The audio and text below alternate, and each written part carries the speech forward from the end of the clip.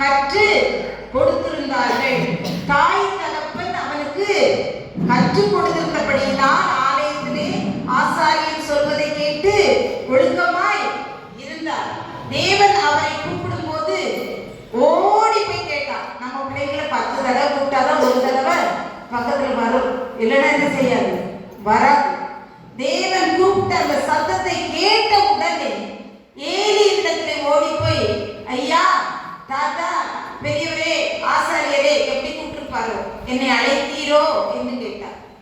அந்த தாய் தகப்பன் அவனை அப்படி வளர்த்தார்கள். நம்முடைய பிள்ளைகள் நம்முடைய பிள்ளைகளா? உங்க போஸ்ட் பாஸ்டர் என் பிள்ளையா?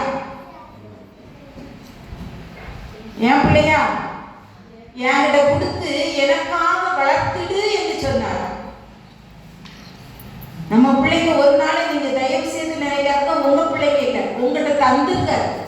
உங்களை நம்பி 2 பிள்ளைங்க 3 பிள்ளைகளை தந்துருக்க.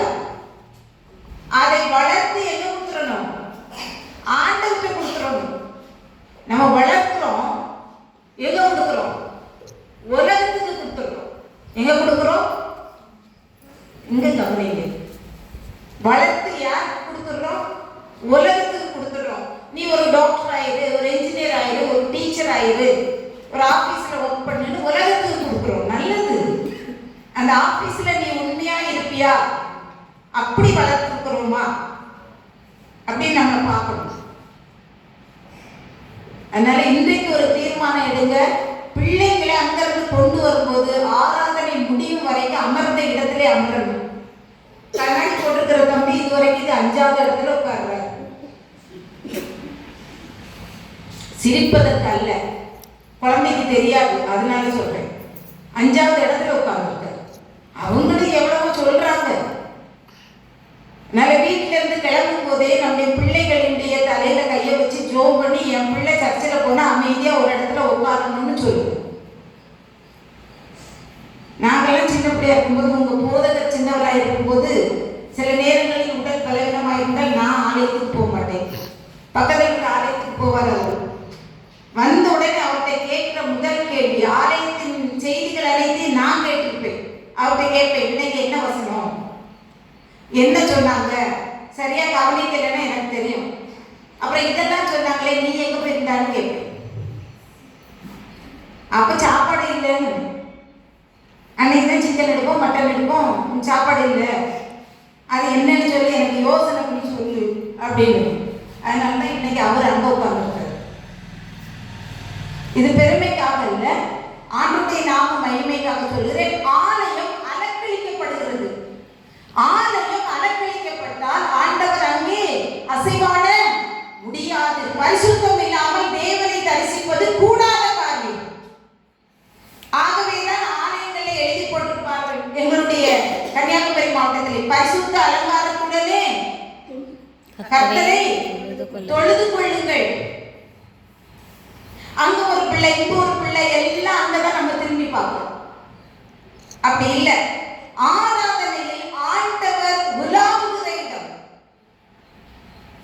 அந்த உலாவுகிற இடத்திலே பரிசுத்தமாய் நாம் போக வேண்டும். ஆர்ப்பாட்டம் பண்ணுகிறவர்களாய் அல்ல, பரிசுத்த உள்ளத்தோடு அவரை தொழுது கொள்ள வேண்டும். ஆகவே இது என்னுடைய தாழ்மையான வேண்டுகோள். வருகிற நாட்களிலே சபை மக்கள் இதை ஃபாலோ பண்ணி உங்க பிள்ளைகளை ஞானமாய் நடத்துவீர்கள் என்று ஆண்டவருக்குள் நம்புகிறேன். வாசியுங்கள். நீதிமொழிகள் 28வது அதிகாரம் 20வது வசனம். நீதிமொழிகள் 28:20. உண்மையுள்ள மனுஷன் பரிபூர்ண ஆசீர்வாதங்களை பெறுவான். ஐஸ்வர்யனானவருக்கு தீவிரிக்கிறவனோ ஆக்கினைக்கு தப்பான். உண்மையுள்ள மனிதன் பரிபூர்ண ஆசீர்வாதத்தை பெறுவான். தலைகளை தாழ்த்தி ஜெபிப்போம். பரிசுத்த பிதாவே, நல்ல வேளைக்காய் நன்றி செலுத்துகிறோம். இந்த ஆராதனையிலே என் ஆண்டவர் பிரசன்னமாவதற்கு தடையாயிருக்கிற எல்லா காரியங்களையும் இயேசுவின் நாமத்திலே நீர் அப்புறப்படுத்தி போடுவீராக. அமைதலும் சமாதானமும் இருக்கிற இடத்திலே ஆண்டவர் தங்கி தாவிருப்பேன். என்னுடைய ஆராதனை கூடுகையிலே ஆண்டவர் பிரசன்னமாவீராக. நாங்கள் உம்மை ஆராதித்தோம், உம்முடைய வசனங்களை வாசித்தோம் ஆண்டவரே. இப்பொழுது உம்முடைய செய்தியை நாங்கள் கேட்க எங்களை பேசுகிற அடிமையை மறைத்து என் ஆண்டவர் வெளிப்படுவீராக. சகல துதி கனம் மகிமை எல்லாம் உமக்கு ஒருவருக்கே நாங்கள் செலுத்துகிறோம். இரட்சகர் இயேசுவின் நாமத்தில் வேண்டிக் கொள்கிறோம் நல்ல பிதாவே, ஆமென். உண்மையுள்ள மனிதன் பரிபூரண ஆசீர்வாதங்களை பெறுவான். ஆசீர்வாதம் எல்லாருக்கும் வேணும், அப்படிதானே? நம்ம மனமார் போட்டு ஜெபம் பண்றது எதுக்குதான்? எதுக்குதான்? ஆசீர்வாதம். ஆசீர்வாதம் வேண்டாலும் ஒருவராலே என்ன செய்ய முடியாது, சொல்ல முடியாது. சொத்தை பங்கிட்டு தராங்கன்னா நல்ல ஒரு போர்ஷன் நமக்கு வேணும்னு நினைக்கிறோம்ல. எங்க அம்மா அப்பாவுடைய அந்த வடக்கு பக்கம் இருக்கிற இடம் ரொம்ப நல்லா இருக்குது, அதை எனக்கு தந்தாருன்னா நல்லா இருக்கும், பிள்ளைங்க அப்படி நினைப்பாங்க இல்லையா? ஒரு மோசமான இடத்தை நம்ம விரும்ப மாட்டோம். அதே போல கர்த்தருடைய ஆசீர்வாதம் எல்லாரும் விரும்புகிறது. வேதம் என்ன சொல்லுகிறது? உண்மை இருந்தால் முழுமையான ஆசீர்வாதம் கிடைக்குமா? உண்மை இருந்தால் முழுமையான ஆசீர்வாதம் கிடைக்கும். ஆசீர்வாதம் வேணும், அதுக்கு என்ன வேணும்? உண்மை வேணும். சின்ன பிள்ளைங்களை பார்த்தீங்கன்னா அப்புறம் நான் போய் உட்காரதான் செய்யணும், எனக்கு அது கொஞ்சம் இதாக இருக்குது. பேசுகிறவர்களை நீங்க பார்த்துட்டு கர்த்தர் மகிமைப்படுவார். உண்மை இருந்த ஆண்டவர் நமக்கு ஒரு சில விஷயங்களை தருகிறேன் என்று சொன்னால் அவர் நம்மிடத்தில் ஒண்ணு எதிர்பார்ப்பார். பிள்ளை வளர்க்குற ஆம்பளை பிள்ளைங்க எது வளர்க்குறோம் தெரியாது. பின்னாளில் அவன் என்னை வைத்து சோறு போடுவான் என்பதற்காக வளர்க்கிறோம். தாய் மார்பை இதை இல்லைன்னு சொல்ல முடியாது, அப்படிதானே? நான் இப்ப அப்படி வளர்க்கிறேன். அவரை ஆண்டவருக்கு என்று கொடுத்தேன், ஆண்டவர் அவரை பார்த்துக் கொள்வார். அவரை நான் ஆண்டவருக்கு கொடுத்ததினால் அவர் என்னை பார்த்துக் கொள்வார். பிறப்பதற்கு முன்பே தாயின் கருவில் இருக்கும் போதே அவர் ஆண்டவருக்கு என்று கொடுக்கப்பட்டவர். அதனால நான் ஒரு பிள்ளையை ஆண்டவருக்கு கொடுத்திருக்கிறேன். பழைய ஏற்பாட்டுப்படி தலையீற்று எல்லாம் யாருக்கு? ஆண்டவருக்கு. நான் அவரை ஆண்டவருக்கு கொடுத்திருக்கிறேன், ஆண்டவர் என்னை பார்த்துக் கொள்வார். அப்ப ஆசீர்வாதம் நமக்கு வேண்டும் என்று விரும்பினால் ஆண்டவர் நம்மிடத்தில் என்ன எதிர்பார்க்கிறார்? உண்மையாக இருக்க வேண்டும் என்று எதிர்பார்க்கிறார். உண்மையாக இருந்தால் முழுமையான ஆசீர்வாதத்தை தருவேன் என்று ஆண்டவர் என்ன சொல்கிறார்? நம்மிடத்திலே சொல்லுகிறார். அவர் உண்மை உள்ளவர், அவர் அன்புள்ளவர். ஆண்டவர் சொல்லுகிறார், நான் அன்பாய் இருப்பது போல நீங்களும் மற்றவர்கள்ட்ட அன்பாய் இருக்க. நம்ம அப்படி இருக்குமா? இல்லை. நான் உங்களுக்கு மன்னித்தது போல, அந்த பரமண்டல ஜெபத்தை சொல்லுவோம். எங்கள் கடனாளிகளுக்கு, இன்னும் கொஞ்சம் அழகா சொன்னால், எங்களுக்கு விரோதமாய் குற்றம் செய்கிறவர்களுக்கு நாங்கள் மன்னிக்கிறது போல என்ன நீங்களும் மன்னிங்க. அப்ப நீங்க ஒரே ஒரு தடவை ஒருத்தர் மன்னிச்சா ஆண்டவர் உங்களுக்கு எப்படிதான் மன்னிப்பார்? பேச மாட்டீங்களோ? ஒரு முறை தான் மன்னிப்பார். அப்புறம் ஆண்டவருக்கு உள்ள தப்பெல்லாம் பண்ணிட்டு ஆண்டவரை மன்னினா மன்னிக்க மாட்டார். நம்ம சகோதரனுக்கு, நம்ம சகோதரிக்கு, நம்ம கூட இருக்கிறவங்களுக்கு, நம்முடைய உற்றாருக்கு, நம்முடைய உறவினர்களுக்கு நாம் ஒரு முறைதான் மன்னித்தால் அவரும் நமக்கு அது தெரியாம தான் இவ்வளவு நாள் சொல்லிட்டு இருக்கோம். எனக்கு என்னைக்கு தெரிந்ததோ அன்றைக்கு என்ன செய்வேன்னா, இந்த பரமண்டல ஜெபம் சொல்ல கூட எங்கள் கடனாளிகளுக்கு விட்டுருவேன். என் சவுண்டே வராது. என்னோடு பணியாற்றினவர்கள் கேட்பாங்க, என்னக்கா பாதி நேரத்துல உங்க சவுண்ட் இல்லை? ஐயோ, நான் மன்னிக்கிறது போலதான் எனக்கு மன்னிக்கா, நான் எத்தனை பேருக்கு மன்னிக்கிறேன்னு அப்பதான் எனக்கு என்ன செய்வாரு? மன்னிப்பார். அது சொல்றதுக்கே பயமா இருக்கும். நம்ம சர்வசாதாரண எங்கள் கடனாளிகளுக்கு நாங்கள் மன்னிக்கிறது போலன்னு சொல்லிட்டு போயிடும். நாம எந்த அளவினால் அழைக்கிறோமோ அந்த அளவினால் நமக்கு அழைக்கப்படும். பிரசங்கம் கொஞ்சம் அப்படி அப்படி போயிடாம உண்மையா இருந்தால் பரிபூர்ணம் என்றால் முழுமையான ஆசீர்வாதத்தை ஆண்டவர் என்ன செய்வார்? நமக்கு தரும். அப்ப அவர் நம்மிடத்துல உண்மையை எதிர்பார்க்கிறார். இப்போ உண்மையா இருந்த சில பேர் எந்தெந்த நேரத்துல உண்மையா இருந்தார்கள் என்று ஒரு சிலரை குறித்து நாம தியானித்து இந்த செய்தியை முடிக்க விரும்புகிறேன். எண்ணாகமம் 12வது அதிகாரம் 7வது வசனம். எண்ணாகமம் 12:7.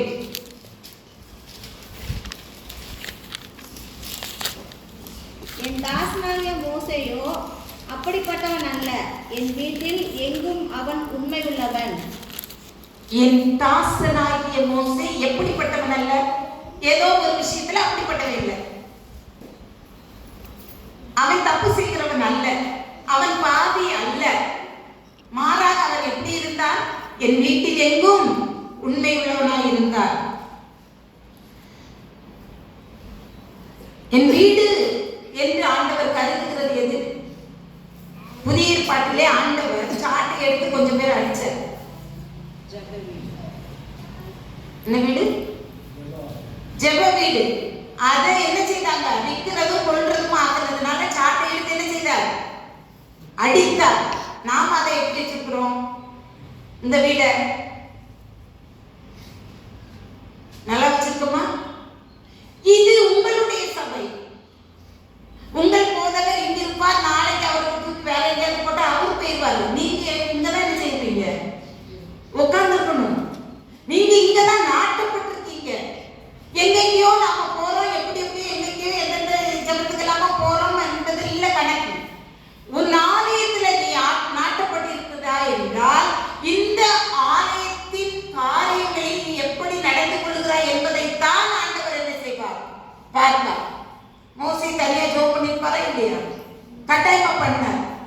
அவருடைய சொந்த வாழ்க்கையில பரிசுத்தமாய் இருந்தார். ஆனால் இஸ்ரவேல் ஜனங்கள் என்பது ஒரு வீடு. அந்த வீட்டிலே அவருடைய உண்மையை ஆண்டவர் கண்டார். அவன் பார்வோனின் மகன் என்பது என்று கருதப்படுவதை துச்சமாய் எண்ணி, பார்வோனுடைய குமாரத்தை தானே எடுத்து வளர்த்தாங்க.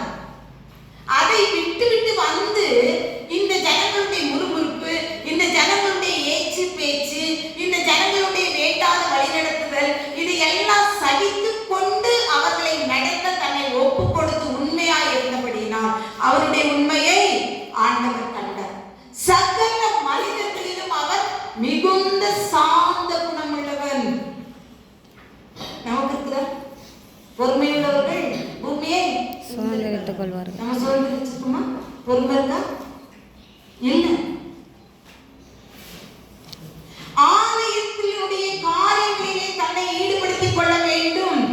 எவ்வளவுதான் அவங்களை சரிப்படுத்தினாலும் ஆண்டவரை சொல்லுகிறார், இந்த ஜனங்கள் வணங்கா கழுத்துள்ளவர்கள். சாப்பாடு இல்லைன்னு சொல்லுவோம், சாப்பாடு கொடுத்தோட மறுபடியும் என்ன செய்வான்? இன்னொரு காரியத்துக்கு முறுமுறுப்பான். அப்ப இவன் யாரு? வணங்கா கழுத்துள்ளவன். இவை எல்லாவற்றிலும் மோசே சாந்த குணம் உள்ளவனாய் உண்மை உள்ளவனாய் இருந்தான். ஆகவே தேவன் அவனை கனப்படுத்தினார். அவன் ஒரு வேற ஜாதி பொண்ணை கல்யாணம் பண்ணான். அவன் ஒரு வேற ஜாதி பொண்ணை கல்யாணம் பண்ணான். ஆண்டவர் சொல்லுகிறார், இஸ்ரவேலுக்கும் அந்நிய ஜாதிக்கும் நீங்க பொண்ணு எடுக்கக்கூடாது, பொண்ணு கொடுக்க கூடாது. ஆனா மோசே எத்தியோப்பிய ஸ்திரியை கல்யாணம் பண்ணினதுனால் அவனுடைய சொந்த அக்கா மிரியாம் என்ன சொன்னாங்க? அவருடைய சொந்த அண்ணன் என்ன சொன்னாங்க? இவர்கிட்ட மட்டும் தான் ஆண்டவர் பேசுவாரா? எங்களிடத்துல பேச மாட்டாரா? எங்களிடத்திலே ஆண்டவர் பேசுவாரே அப்படி என்று சொல்லி அவனை பரிகசித்து அவனை நிந்தித்தபடியினால் ஆண்டவர் என்ன செய்தார்? 3 பேரை எங்க கூப்பிட்டாரு? கூடார வாசலுக்கு, ஆசரிப்பு கூடாரத்துக்கு கூப்பிட்டாரு. தனியா செய்ய மாட்டார். ஊழியக்காரர்கள் கர்த்தரால் அபிஷேகம் பண்ணப்பட்டவர்கள். அவர்களை கனப்படுத்தி அவர்களுக்குரிய காரியங்களை செய்வது நம்முடைய கடமை, திருச்சபையாரின் கடமை. தேவையற்ற காரியங்களை வெளியிலே போய் பேசுகிறோம். உங்கள் ஆலயத்தின் தேவைகள் உங்களால் தான் சந்திக்கப்பட வேண்டும், போதகரால் கொடுப்பதில்லை. எங்க ஊர்ல எல்லாம் போதகரெல்லாம் ஒண்ணுமே செய்ய மாட்டார். அவருடைய வேலை பிரசங்கிக்கிறது, அதை சரியா செய்வார். ஆலோசனை கேட்டால் சொல்லுவார், இப்படி செய்யுங்கன்னு சொல்லுவார். திருச்சபை மக்கள் அப்படிதான் செய்வோம்னு சொன்னா விட்டுருவார். அவர்களுடைய சொந்த எஃபர்ட்டை போட்டு, சொந்த இன்கமை போட்டு ஒண்ணுமே செய்ய மாட்டாங்க, செய்ய மாட்டாங்க. எனக்கு திடீர்னு போன் பண்ணுவார், அது இல்லம்மா இன்னைக்கு அந்த எங்களுடைய வட்டாரத்துக்கு இவ்வளவு கொடுக்கணும். பலமுறை நானே அனுப்பி கொடுத்திருக்கிறேன். வருத்தத்துக்குரிய ஒரு விஷயம். நீங்கள் செய்ய வேண்டியதை நீங்கள் செய்யணும். வேதம் அப்படி சொல்லுகிறது, ராயனுடையதை ராயனுக்கும் தேவனுடையதை தேவனுக்கும் கொடுங்கள். கொடுக்கிறீங்களா? உண்மை, அதிலே நம்முடைய உண்மை எங்க போயிட்டு, அதிலே நம்முடைய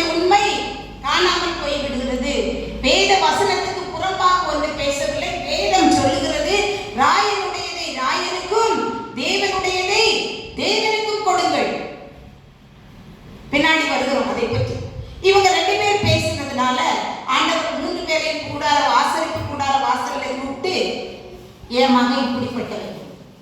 ஆண்டவர் சாட்சி சொல்கிறார். எப்படி?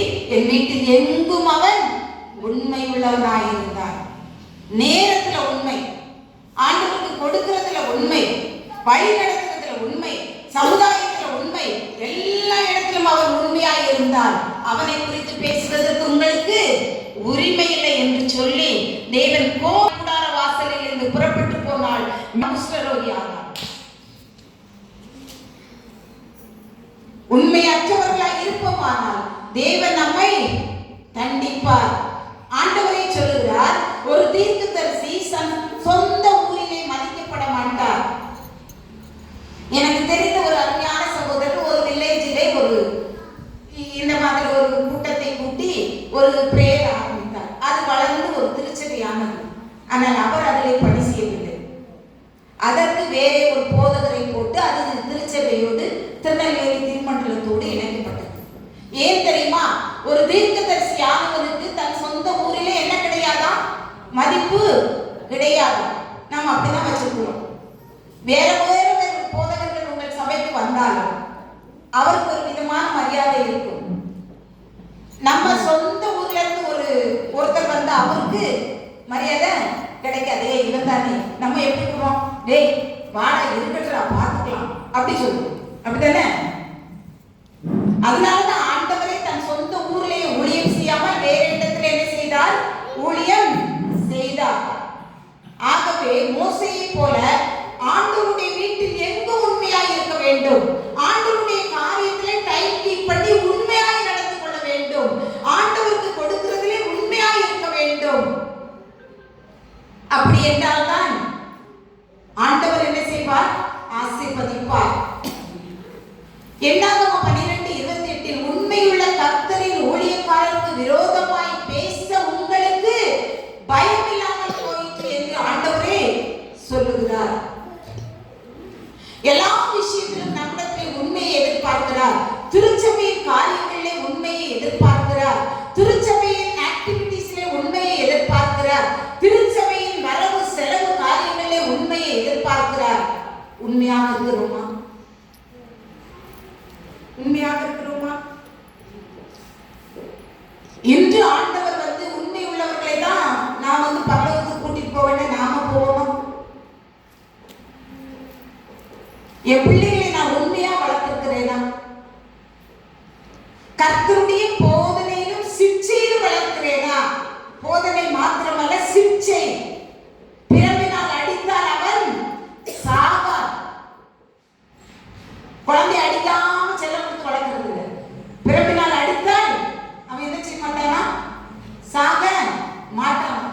என் கணவர் எப்போதும் சொல்வார், எங்க பெரிய பேரை ரொம்ப அக்கிரம் பண்ணுவோம், அதனால அந்த முட்டிக்கு கீழே 2 அடி குடு மகள்கிட்ட சொல்வார். செதுக்க மாட்டான்.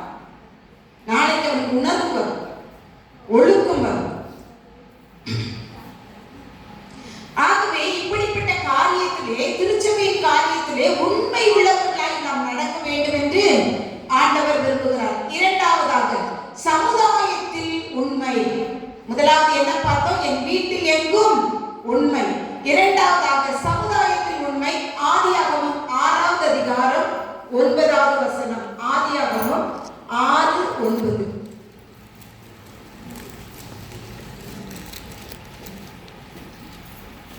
ஆதியாகமம் 6:9. நோவாவின் வம்ச வரலாறு. நோவா அந்த காலத்தில் இருந்தவர்களுக்குள்ளே நீதிமானும் உத்தமமாய் இருந்தான்.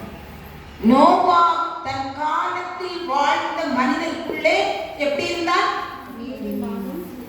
உத்தமமாய் இருந்தார். யார் சொல்றா? ஆண்டவர் சொல்லுகிறார். நம்ம பார்த்து பக்கத்து வீட்டுக்காரங்க என்ன சொல்வாங்க? என்ன சொல்வாங்க? இது ஒரு ஒழுக்கம் இல்லாதது, இது யார்கிட்டையும் ஒத்துக்கோவாது, இது வழிபட்டு போகுது, ஆனால் இதுகிட்ட அன்பு கிடையாது அப்படி சொல்லுவாங்களா இல்லையா? சொல்ல மாட்டாங்களோ?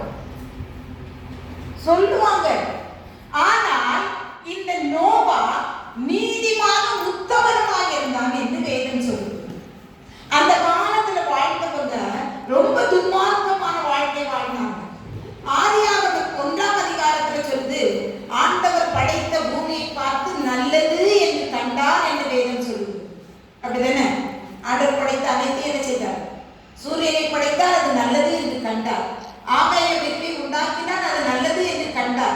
பட்சிகளையும் ஊரும் பிராணிகளையும் படைத்தால் நல்லது என்று கண்டார். ஆனால் ஒரு நாள் இந்த பூமியை படைத்ததற்காய் 6ஆம் அதிகாரத்திலே வந்துச்சு. 1ஆம் அதிகாரத்திலே நல்லது என்று கண்டவர் 6வது அதிகாரத்திலே என்ன செய்கிறார்? மனிதனை உண்டாக்கினதற்காய் மனஸ்தாபப்பட்டார். எப்படி கண்டார்? நம்மளை கண்டு நல்லது, என் பிள்ளையை உருவாக்கின இந்த ஜனங்களை எனக்கு ஏற்படுத்தினேன், அவர்கள் என் துருதியை சொல்லி வருவார்கள். நாம சொல்றோமா? நம்ம வீட்டுல குடும்ப ஜெபம் இருக்கா? இருக்கா? இருக்கு என்று சொன்னால் நல்லது, இல்லை என்று சொன்னால் அது கூரை இல்லாத வீட்டுக்கு சமம். உண்மை எல்லா இடத்திலும் சிறந்தது. அடுத்தவங்க என்கிட்ட உண்மையா இருக்கணும்னு நான் விரும்பினா நான் அவங்ககிட்ட எப்படி இருக்கணும்? உண்மையா இருக்கணும்.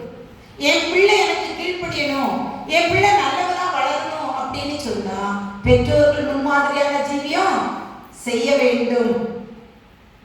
ஆண்டவராகிய இயேசு கிறிஸ்துவின் தகப்பனார் தாயார் என்ற பூமியிலே கொடுக்கப்பட்ட மோசேயும் மரியாளும் ஆண்டவருக்கேற்ற போதனையின் சிற்சையிலும் அவரை வளர்த்தார்கள்.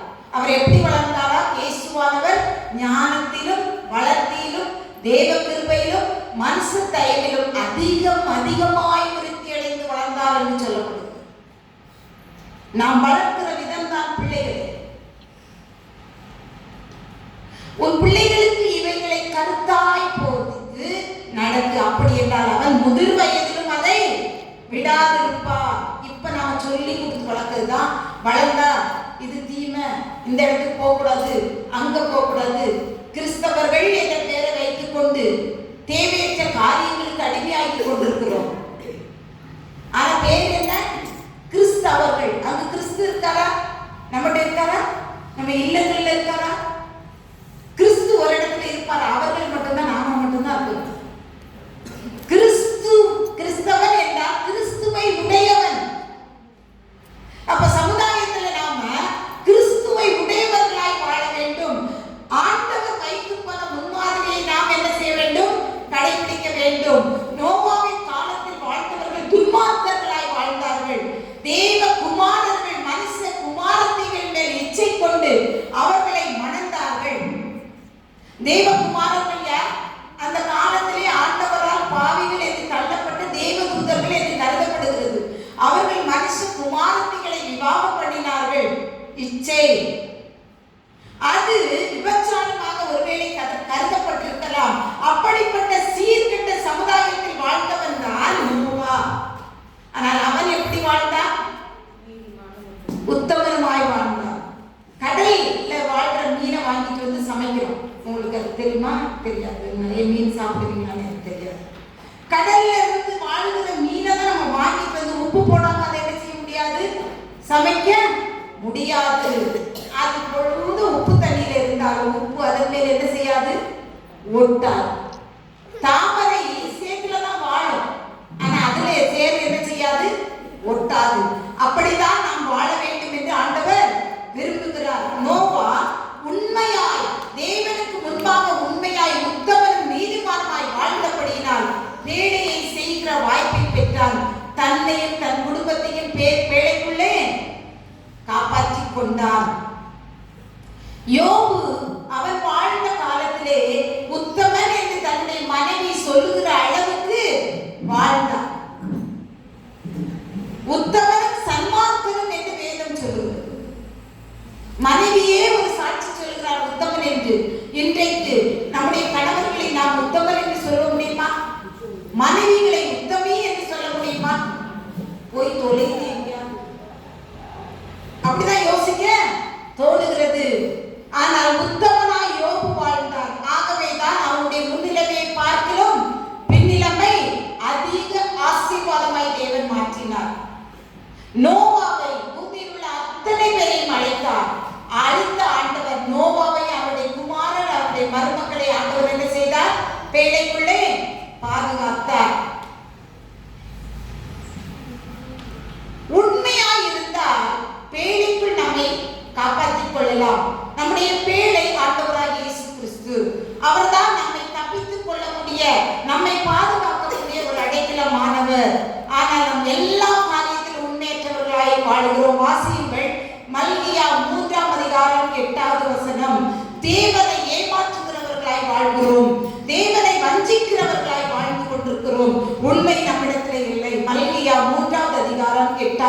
குணம். மனுஷன் தேவனை வஞ்சிக்கலாமா? நீங்களோ என்னை வஞ்சிக்கிறீர்கள். எதிரே உன்னை வஞ்சித்தோம் என்கிறீர்கள். தசம பாகத்திலும் காணிக்கைகளில் தானே. ஆண்டவரை நாம் வஞ்சிக்கிறோம். எதுல வஞ்சிக்கிறோம்?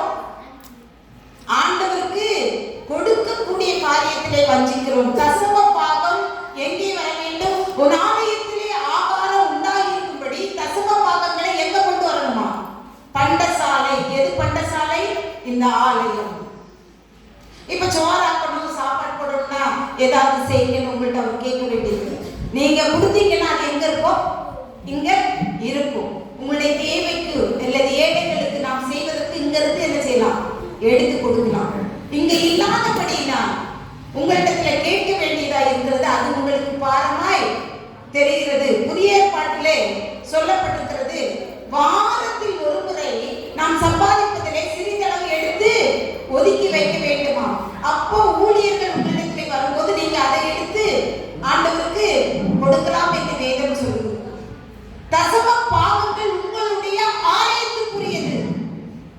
இதையெல்லாம் நாம செய்யாம நான் உண்மையா இருக்கேன், ஒழுங்கா ஆலயத்துக்கு போறேன் இல்ல, ஆண்டவர் நம்மை பார்த்து சொல்வார், உங்களை அறிய நீ ஆலயத்துக்கு ஒழுங்கா தான் வந்திருக்க, நீ ஜோம் பண்ணிருக்க, செய்யக்கூடிய காரியங்களை செய்யலன்னு ஆண்டவர் என்ன செய்வார்?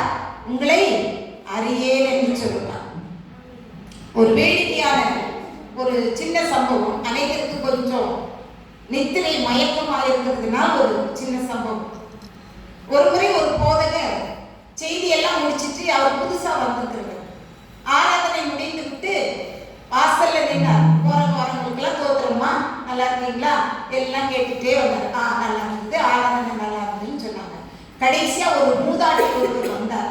எம்மா இன்னைக்கு ஆராதனை எப்படி நல்லா இருந்துச்சா அப்படின்னு கேட்டார். விழிப்பா இருக்கீங்கன்னு நினைக்கிறேன். ஆராதனை நல்லா இருந்துச்சா அப்படின்னு கேட்டார். போங்க பாஸ்டர், என்ன நீங்க அந்த பாஸ்டர்னா நான் கிரைண்டர்ல என்ன போட்டு வந்திருப்பேன்? அரிசி ஆட போட்டு வந்திருப்பேன். இட்லிக்கு கரெக்டா முடிப்பார். நான் போய் எடுத்துட்டா மாவு கரெக்டா ஆடி இருக்கும், நான் எடுத்துப்பேன். இப்ப அது தோசைக்கு ஆச்சுதோ, இட்லிக்கு ஆச்சுதோ, களிக்கு ஆச்சுதோ, அப்படி பண்ணிட்டீங்களே பாஸ்டர் அப்படின்னு சொன்னாங்க. நீங்க என்ன பார்த்து அப்படி சொல்வீங்களா? இப்படிதான் நம்ம ஆலயத்துக்கு வந்திருக்கிறோம். டிவி முன்ன நம்ம ஒரு 3 மணி நேரம் அசையாம உட்கார்ந்து பார்த்துருவோம். ஆனா ஆலயத்துக்கு வந்தா இங்க அசைவோம், அங்க அசைவோம், காலை நீட்டிடுவோம், இப்படி நீட்டிடுவோம். 61 வயசான நான் இவ்வளவு நேரம் நிற்கிறேன். நம்மளால இது செய்ய முடியும். ஆண்டவரை உண்மையாய் நாம் தேடல. இந்த ஜனங்கள் தங்கள் வாயினால் என்னிடத்திலே சேருகிறார்கள், இவர்கள் இருதயமோ என்னை விட்டு தூரமாய் இருக்கிறது. அந்த பாட்டுக்கு இருதயம் எங்க இருந்திருக்கும்? கிரைண்டர்ல போட்ட அரிசி மேல இருக்கும்.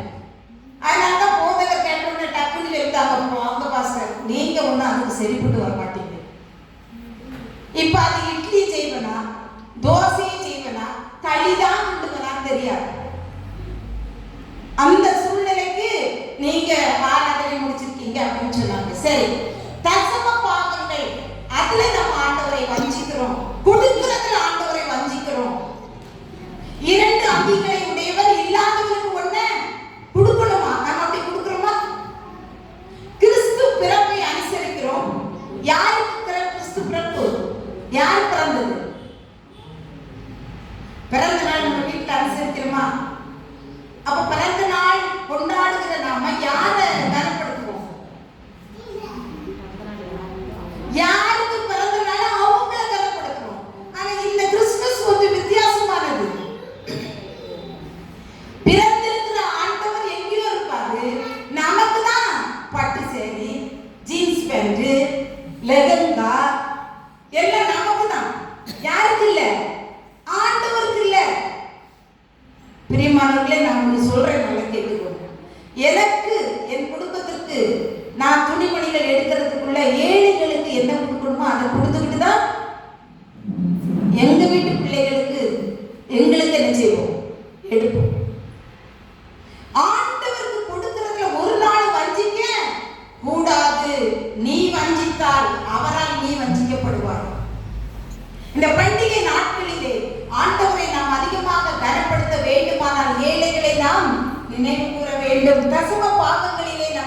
உண்மை இல்லை. ஆலயத்துக்கு வெறுங்கையா வந்துடும். காணிக்கை பையில போடுறதுக்கு அந்த ஒரு வேடிக்கையாய் ஒரு கதை சொல்லுவாங்க. நல்ல 500 ரூபாய் நோட்டெல்லாம் சொல்லிச்சான். நாங்க பேங்க்குக்கு போறோம், பேங்க் இப்ப இருக்கிறதுல 500 ரூபாய் தானே பெருசு, அதனால 500 ரூபாய் எல்லாம் சொல்லிச்சா. நாங்க எங்க போறோம்? பேங்குக்கு போறோம்னு சொல்லிச்சான். 100 ரூபாய் எல்லாம் சொல்லிச்சான். நாங்க கடைக்கு போறோம்னு சொல்லிச்சான். இந்த சில்லறை எல்லாம் சொல்லிச்சான். நாங்க எங்க போறோம்?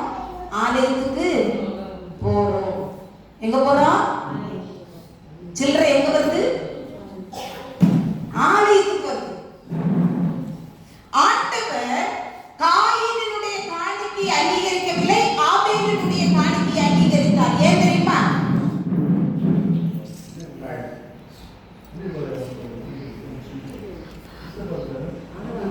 காயினும் சிறந்ததை தான் ஆண்டவருக்கு கொடுத்தார். ஆனால் அவருடைய உள்ளம் எப்படி இருந்தது? ஆண்டவருக்கு பிரியமற்றதாய் இருந்தது. கொடுக்கிறதுல ஒரு மன வருத்தம். ஆபேல் சிறந்ததை கொடுத்தார், உற்சாகமாய் கொடுத்தார். உற்சாகமாய் கொடுக்கிறவனிடத்தில் தேவன் பிரியமாய் இருக்கிறார். அதனாலதான் சில இடங்கள்ல சொல்லுவாங்க, ஓசை இல்லா காணிக்கை. உங்களுக்கு அது பழக்கம் இல்லைல்ல? ஓசை இல்லா காணிக்கை. சில்லறையை போட்டா என்ன வரும்? ஓசை வருமா? அதனால ஆலயங்கள்ல வச்சிருப்பாங்க, கர்த்தருக்கு என்று ஓசை இல்லாத காணிக்கைகளை செலுத்துவோம். அப்ப நோட்டா போடும், சத்தம் வராது.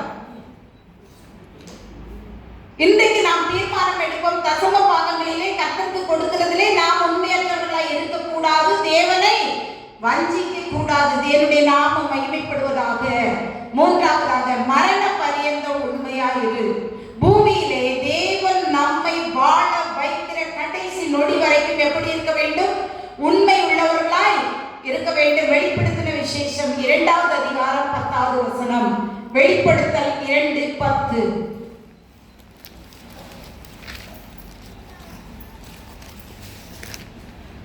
நீ படப்போகிற பாடுகளை குறித்து எவ்வளவும் பயப்படாது. இதோ நீங்கள் சோதிக்கப்படும் பொருட்டாக விசாசனம் உங்களில் சிலரை காவலில் போடுவான்.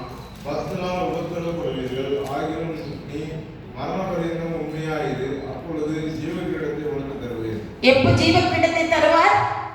மரண பரியந்தம் நீ உண்மையாக இருந்தால் ஜீவக்கிரீடத்தை உனக்கு தருவேன் என்று ஆண்டவர் சொல்கிறார். சங்கீதக்காரனாகிய தாவீது சங்கீதம் 12:1 சொல்கிறார், உண்மை உள்ளவர்கள் மனுபுத்திரரில் குறைந்திருக்கிறார்கள். இந்த வசனம் எழுதும் போது இது 6000 வருடங்களுக்கு முன்னதாக எழுதப்பட்டது. 6000 வருடங்களுக்கு முன்னதாகவே மனித குலத்தில் என்ன குறைந்திருந்தது? உண்மை குறைந்திருந்தது. இப்போ உண்மையா இருக்கவங்கள பார்க்கவே முடியாது. நாமே உண்மை இல்லை. மற்றவங்களுக்கு என்ன சொல்லுது? வேதம் அதான் சொல்லுது, நீ குணப்பட்ட பின் உன் சகோதரரை திடப்படுத்து, நீ சரியாயிரு. நாம சொன்ன ஏன் நம்ம ஆணையம் நிரம்பி வழியில நம்முடைய வாழ்க்கை மற்றவர்கள் நம்மை பார்த்து வாழுகிற அளவுக்கு நாம் வாழவில்லை, உண்மை இல்லை. நீ மரண பரியந்தம் எப்படி இரு?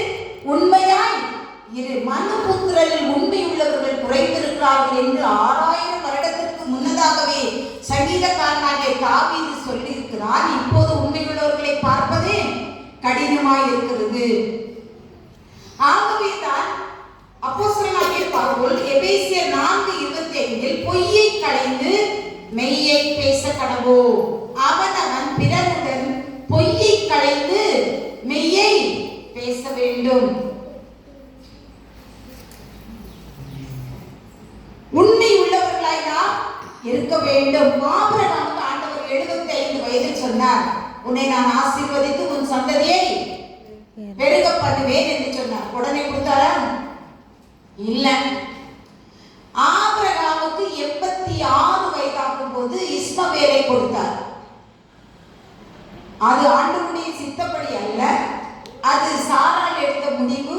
அவள் கொடுத்தார். 86 வயதிலே இஸ்மவேல் பிறந்தார்.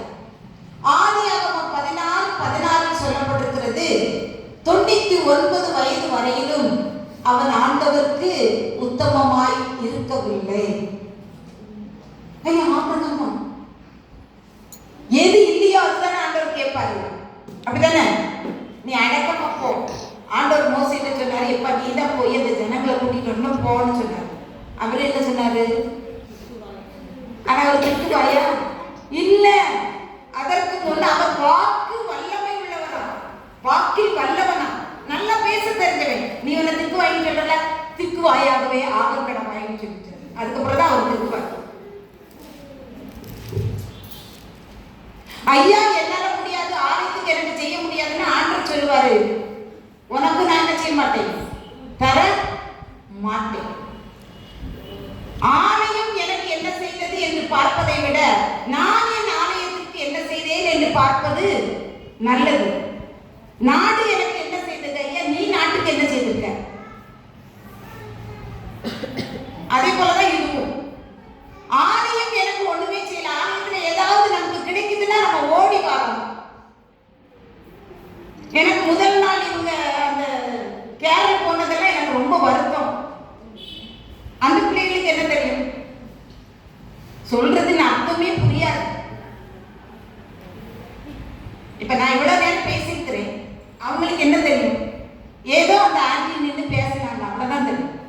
அப்ப அவர்கள் சுவிசேஷத்தை சொல்வார்களானால் எப்படி சொல்லுவாங்க? இது உங்க திருச்சபை, இதுல நீங்க தான் போகணும், போதவரோடு இணைந்து நீங்க தான் செயல்பட வேண்டும். நம்ம சொந்த வேலைகளை பார்த்துவிட்டு ஆண்டவரை கூப்பிடுவோமானால் ஆண்டவர் அவருடைய சொந்த வேலையை பார்ப்பார். நீ திக்குவாயா அப்படின்னு சொல்றல, நீ வாக்கு வல்லவன் என்பது எனக்கு தெரியும். உன்னை வாக்கு வல்லவனாக்குனவர் நான். இப்ப நீ உன்னை திக்குவாயனாய் ஃபீல் பண்றேன்னா அந்த திக்குவாயனாகவே நீ மாறிப்போ. நல்ல ஒரு தேவ மனிதன் சொல்வார், எதை நீ இல்லை என்று சொல்லுகிறாயோ அது உன்னிடத்துல இல்லாமலே போயிடும். என் ஆண்டவர் எனக்கு எல்லாம் தருகிறார், தந்து கொண்டிருக்கிறார், என்னை பராமரிக்கிறார் என்று சொல்லிப்பார். இறுதி வரைக்கும் கர்த்தர் உன்னை பராமரிப்பார். எனக்கும் ஆண்டவருக்கும் ஒரு உடன்படிக்கை பண்ணி கொண்டேன் ஆண்டவரிடத்திலே. இது நான் இனிமே செய்ய மாட்டேன் ஆண்டவரே அப்படின்னு சொல்லி, அது நான் செய்யாம இருக்கிறேன் ஆண்டவரேன்னு சொல்லி நான் உடன்படிக்கை பண்ணினேன். நாளிலிருந்து இன்று வரைக்கும் என் தேவைகளை என் ஆண்டவர் சந்தித்துக் கொண்டிருக்கிறார். முதலாவது தேவனுடைய ராஜ்யம், அப்பொழுது இவைகளெல்லாம் உங்களுக்கு கொடுக்கப்படும், அல்ல கூட கொடுக்கப்படும், அதிகமாக தரப்படும். அப்ப நாம ஆண்டவருக்கு செய்ய வேண்டிய காரியங்களை சரியாக உண்மையாக நாம் செய்வோமானால் கர்த்தர் நம்முடைய காரியங்களையும் உண்மையாக செய்வார். நீங்க ஒன்றுக்கும் இடைப்பட்டு போக வேண்டாம். ஒரு இந்து சகோதரி ஒரு லோனுக்காக ரொம்ப பிரயாசப்பட்டு கொண்டிருந்தார். நானும் என் கணவரும் சேர்ந்து ஜெபித்து, அவங்க வீட்டுக்கு கூட போக முடியாது, அவங்க ஒரு தையல் கடை வச்சிருக்கிறாங்க, அதுல போய் ஜோம் பண்ணிக்கிட்டு வந்தோம். புது வருஷத்துல கட்டாயமா நீங்க மகிழ்ச்சியா இருப்பீங்க, இந்த கடன் எல்லாம் தீர்ந்துன்னு சொல்லிட்டு வந்தோம். நான் இங்க வந்து கொண்டிருக்கிற வழியிலேயே எனக்கு தகவல் வந்து விட்டது, எனக்கு அந்த லோனு சாங்ஷன் ஆகிட்டு அப்படின்னு சொல்லி எனக்கு சொன்னாங்க. கையில பணம் வாங்கின உடனே எனக்கு காணிக்கையும் அனுப்பி தந்துட்டாங்க. நீ கர்த்தரை விசுவாசித்தால், நீ கர்த்தருக்கு உண்மையா இருந்தால் அவர் உன்னை பாதுகாப்பார், அவர் உனக்கு உண்மையா இருப்பார். சின்ன குட்டி பிள்ளைங்களுக்கு கொஞ்சம் ட்ரெஸ் எல்லாம் எடுத்து ஆண்டவரை அறியாத பிள்ளைங்களுக்கு கொடுங்கன்னு சொல்லி தந்தாங்க. அவங்க கொடுத்ததை ஆண்டவர் கனப்படுத்தினார். அவர்கள் விரும்பினதை, உன் மன விருப்பத்தின்படி உனக்கு ஆக கடவுது என்று சொன்னது போல அவர்களுடைய மன விருப்பத்தை இந்து சகோதரியா இருந்தாலும் உண்மையாக இருந்தபடியினால் தேவன் அவர்களுடைய தேவைகளை சந்தித்தார். நீங்கள் ஆலயத்திற்கு முக்கியத்துவம் கொடுங்கள், திருச்சபைக்கு முக்கியத்துவம் கொடுங்கள், கூடி வாருங்கள், ஒன்றாக இணைந்து போதகரோடு இணைந்து செயல்படுங்கள். உங்கள் காரியங்களை கர்த்தர் நடத்துவார். இங்கே இந்த வசனத்திலே ஆண்டவர் சொல்லுகிறார், உண்மை உள்ளவர்கள் குறைத்து போதார்கள், பாடுகள் தான், பிரச்சனைகள் தான், போராட்டம் தான், ஆனால் நீ மரண பரியந்தம் உண்மையாய் உனக்கு என்ன தருவேன்? ஜீவ கிரீடத்தை தருவேன். எல்லாரும் பிறரோடு பொய்யை கலைந்து உண்மையை பேசுங்கள் என்று அப்போஸ்தலனாகிய பவுல் எபேசியர் சபைக்கு எழுதுகிறார். இப்போ ஆபிரகாமுக்கு 86 வயதிலே, ஆண்டவருக்கு 75 வயதிலே உன்னை சந்ததியை பெருக பண்ணுகிறார். 86 வயதிலே ஒரு பிள்ளையை கொடுத்தார். அது தேவனுக்கு பிரியமற்ற பிள்ளை. இடைப்பட்ட 13 காலங்களில் அவன் தேவனுக்கு பிரியமற்றவனாய் வாழ்வான் என்று கருதித்தான் ஆண்டவர் சொன்னார். ஆண்டவர் அவனுக்கு தரிசனமாகவில்லை. ஆண்டவர் அதற்கு பிறகு சொன்னார், 99வது வயதில், நீ எனக்கு முன்பாக உத்தமனாயிரு. அப்படின்னா என்ன? 86 வயசுல இருந்து 99 வயது 13 வருடங்கள் அவர் எப்படி இல்லையா? தேவன் விரும்புகிற உத்தமம் அவரிடத்துல இல்லை. அதுதான் ஆகார கூட போனார் இல்லையா, உத்தமம் இல்லை. அதனால ஆண்டவர் சொன்னாரு, நீ எனக்கு முன்பாக எப்படி இரு? உத்தமனாயிரு, நான் உனக்கு சொன்ன ஆசீர்வாதத்தை தருவேன் என்று சொல்லி 100வது வயதிலே என்ன செய்தார்? ஆண்டவர் கொடுத்தார். சூழ்நிலை சாதகமோ பாதகமோ அது பற்றி கவலை இல்லை. இந்த சாத்ராக் மேஷாக் ஆபேத் காலத்துல ராஜா சொன்னாரு, நான் வச்சிருக்கிற சிலையை தான் எக்கால சத்தம் கேட்கும்போது பணியணும்னு சொன்னார். ஆனா சாத்ராக் மேஷாக் ஆபேத் நேகோ 3 பேர் என்ன செய்தாங்க? சட்டம் இருக்கு, செங்கச்சூளையில போட்டுருவாங்க தெரியும்.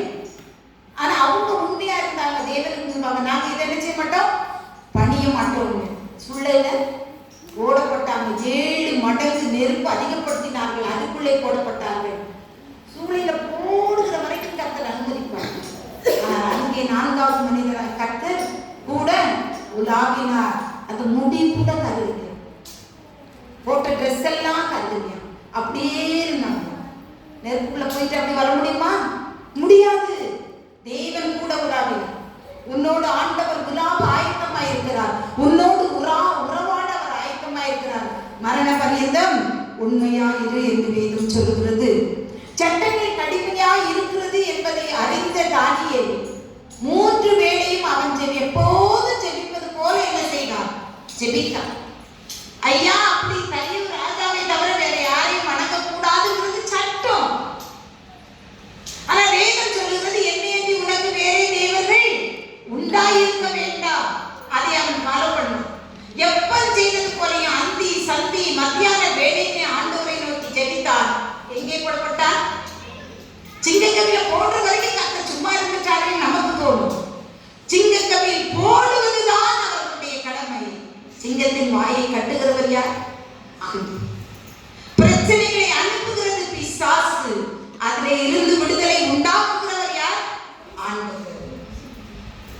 என் வீட்டில் எங்கு உண்மையாக இருந்த மோசே ஆண்டவரிடத்திலே நற்சாட்சியை பெற்றார். சமுதாயத்திலே உண்மையாக இருந்த நோவா பேழைக்குள்ளே தன்னையும் தன் குடும்பத்தையும் காப்பாற்றிக் கொண்டார். மரண பரியந்த உண்மையாக இருந்த சாத்ராக் மேஷாக் ஆபேத் நேகோ நெருப்பு சூளையில் இருந்து காப்பாற்றப்பட்டார்கள். தானியேல் சிங்கங்களின் கெபியில் இருந்து காப்பாற்றப்பட்டார். பிரியமான தேவனுடைய பிள்ளைகளே, உண்மை நம்மிடத்தில் இருக்கிறதா? பேழைக்குள்ளே நம்மை காப்பாற்றிக் கொள்ள முடியுமா? கொள்ளை நோய் வரதான் செய்தது. கொரோனா என்ற கொடிய நோய் பரவியது. நாம் உயிரோடு இருக்கிறோமா? நாம உயிரோடு இருக்கிறோமா? ஐயோ, எனக்கு வந்துடணும் எல்லாரும் பயந்து வைத்திருந்தோம். அநேகரை சொந்த பந்தங்களை இழந்து போதும். கொரோனா என்ற கொடிய நோயை கர்த்தர் அனுமதிப்பார். ஆனால் உன்னையும் என்னையும் என் தேவன் பாதுகாப்பார். எப்போது தெரியுமா? உண்மையோடு இருந்தால் பரிபூர்ண ஆசீர்வாதம். நேரத்துல உண்மையா இருக்கணும். 24 மணி நேரம் ஒரு நாளைக்கு இருக்கிறது. கர்த்தருக்கு எத்தனை மணி நேரம் கொடுக்கிறோம்? நீங்க கேரளா வரீங்களா, அதுவும் கர்த்தருக்கு கொடுக்கிறது. எத்தனை மணி நேரம் கொடுக்கிறோம் சொல்ல தெரியுது. நேரத்திலே உண்மை இல்லை. பைசாவில எப்படி உண்மை வரும்? நீ கொடுக்கிறதை கொடுத்தால் அமுக்கி குலுக்கி சரிந்து விழும்படி உன் மடியிலே நன்றாய் அளந்து போடப்படும் என்று வேதம் சொல்லுது. நாம கையை சுருத்தினா நம்மளுக்கு ஒரு பழக்கம் உண்டு, எப்பவுமே வெள்ளை பக்கத்தையே காட்டுவோம். எல்லாரும் கையிலும் வெள்ளை பக்கம் இருக்கா? என்ன அப்படி பாக்குறீங்க? எனக்கு மட்டும்தான் வெள்ளை, என்னோட சிவப்பாக்கிறவங்களுக்கு நல்ல வெள்ளையா இருக்கும். வெள்ளை பக்கத்தையே காட்டி பழகிட்டோம். எப்பயாவது இந்த கருப்பு பக்கத்தை காட்டணும். இதுல நாம உண்மையா இருக்கணும். அதுதான் ஆண்டவர் சொல்லுகிறார். எதனால என்னை வஞ்சிக்கிறோம்? தசம பாகத்தில் உண்மை வஞ்சிக்கிறோமே, அதுலயும் நாம என்ன செய்யணும்?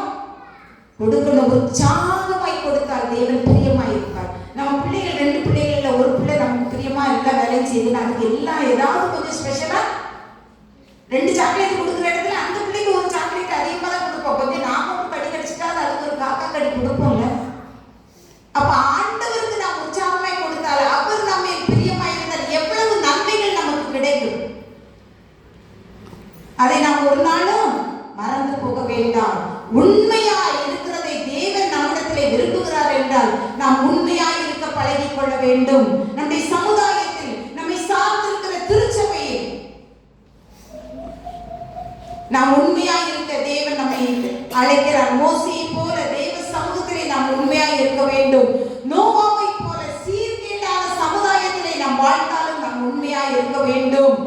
தானியேலை போல மரண பரியந்தம் உண்மையாய் இருக்க வேண்டும். அப்படிப்பட்ட உண்மையான வாழ்வை தேவன் தாமே நமக்கு தந்தருள்வாராக. ஆமென். ஜெபிப்போம். இருந்தவாறே தலைகளை தாழ்த்தி ஜெபிப்போம். நம்மை ஆண்டவரிடத்திலே ஒப்புக் கொடுப்போம். ஆண்டவரே, இத்தனை காலம் நான் உண்மையற்ற வாழ்க்கை வாழ்ந்து விட்டேன். என் மனம் போன்ற போக்கிலே நான் வாழ்ந்து விட்டேன். என்னுடைய திருச்சபையை நான் வஞ்சித்து, என்னுடைய சமுதாயத்தை நான் வஞ்சித்து, உம்மை நான் வஞ்சித்து வாழ்ந்து கொண்டிருந்தேன். ஆண்டவரே, என்னை ஒப்புக் கொடுக்கிறேன் ஐயா. உன் வீட்டில் எங்கு நான் உண்மையாயிருக்க விரும்புகிறேன். நான் வாழுகிற சமுதாயத்தில் நான் உண்மையாயிருக்க விரும்புகிறேன். மரண பரியந்தம் உண்மையாயிருக்க விரும்புகிறேன் என்று நம்மை ஆண்டவருக்கு ஒப்புக் கொடுப்போமா? ஒரு நிமிடம் அமைதியாக இருந்து நம்மை ஆண்டவருக்கு ஒப்புக் கொடுப்போம்.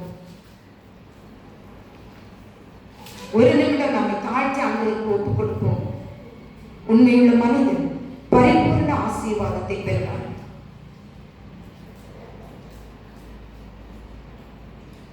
பொன்மங்கி பொருளும் மாறி மடிந்து போகுமானால் இரும்பின் நிலை என்ன? ஐயோ, இரும்பின் நிலை என்ன? பொன்மங்கி நிறமும் மாறி அழிந்து போகுமானால் இரும்பின் நிலை என்ன? ஐயோ, இரும்பின் நிலை என்ன? மோசே என்னும் தேவமனிதன் பசுப்புல் போலவே விளங்கினும் கானான் செல்லவில்லையே. அவன் கானான் செல்லவில்லையே. நீயும் முன்னையே தேவ பிள்ளையே நிற்கிறதாக எண்ணுகின்றாயோ? நியாய தீர்ப்பிலே கோதுமை பறக்க பதறியும் மாத்திரம். நியாய தீர்ப்பிலே கோதுமை பறக்க பதறியும் மாத்திரம்.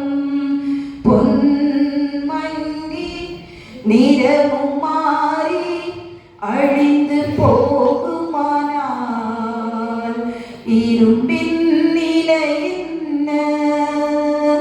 ஐயோ, இரும்பின் நிலை என்ன?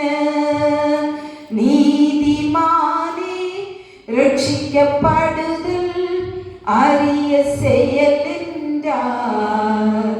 துரோகியின் நிலை என்ன? ஐயோ, துரோகியின் நிலை என்ன? உன்னி உன்னி நிறமாறி போகுமானால் இரும்பு துருப்பிடிக்கிற இரும்பின் நிலை என்ன?